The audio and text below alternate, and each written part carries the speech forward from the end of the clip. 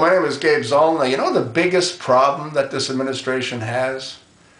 It's really wrapped up in one little word. It's called credibility. They don't have any. When you stop and think, when they first took over, the whole focus was on a stimulus plan. And what was that supposed to do? Well, that was supposed to prevent us from being where we are right now. That was supposed to increase employment. That was supposed to shore up a lot of the companies. And it did. A lot of Obama's friends' companies. You know, you take a look at a guy like John Corzine. He skips out with, what, $1 billion of somebody else's money? What happened to him? Nothing.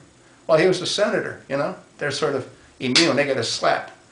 Anyway, you take a look at what he did with General Motors. He went ahead and he fired the president of a publicly traded company.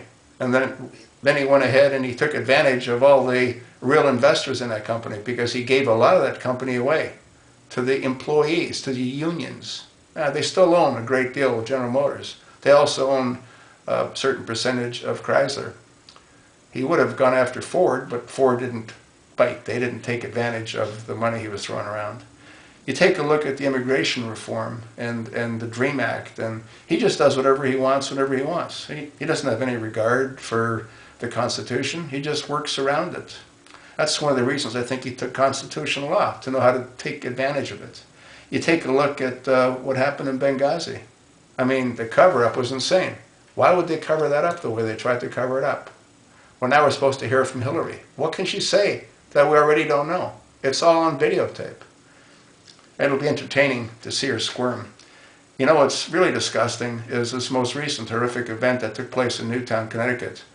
Now, this gave Dianne Feinstein, that dinosaur from California, an opportunity to revisit what she wanted to force on us, and that is to take away assault-style weapons and to reduce the capacity of magazines. Well, and Obama jumped all over this, all over Newtown. I mean, he even had little children. I mean, I don't believe what he said when he said that one of the children wrote, well, I know that Congress has to, but, you know, what can you do as president to help us? What a joke that is. He also said, I intend to use whatever weight this office has. And he was making reference to banning the AR style of weapons and reducing magazines to a 10-round capacity. Well, his buddy Cuomo in New York, the governor there who wants to be president, he's gone down to 7-round magazines. I mean, these people are really out of control. And Cuomo based his new program on what happened in Newtown, Connecticut as well. Now, what happened there was horrific. But you see, what happened had nothing to do with the ARs. NBC reported that the AR was found in the trunk of his mother's car. It was never used. What they say was used was 4 handguns. Now, that tells me that there's probably more than one shooter, you know, with 4 handguns. But anyway, that's a whole different story.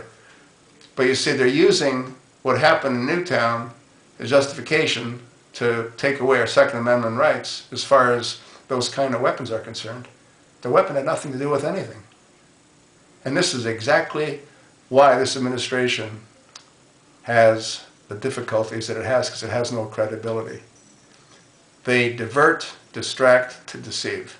That's what they do. And that's exactly what this Newtown incident in Connecticut is. They divert, to distract, to deceive. It had nothing to do with the AR-15. And Congress needs to understand that, and Congress needs to protect the citizens' Second Amendment rights. And this clown has to be taught a lesson. He cannot circumvent the Constitution at his will. Anyway, you have a better idea now, so get a hold of your senator, get a hold of your congressman, make sure that they understand what NBC reported, and make sure that they let Obama know that the weapon had nothing to do with anything. You might also want to let Andrew Cuomo know the same thing. These people are all power-hungry dictators. Now, who's Cuomo to say, well, that's all you can have, and this is what you have to do, and that's what you have to do?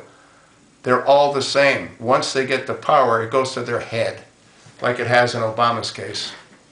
He should never have been in office. If it wasn't for those electronic voting machines that were rigged, he wouldn't be in office. And everybody knows it. Yet he's going to get inaugurated again. What a joke that is. He's going to swear an oath to what?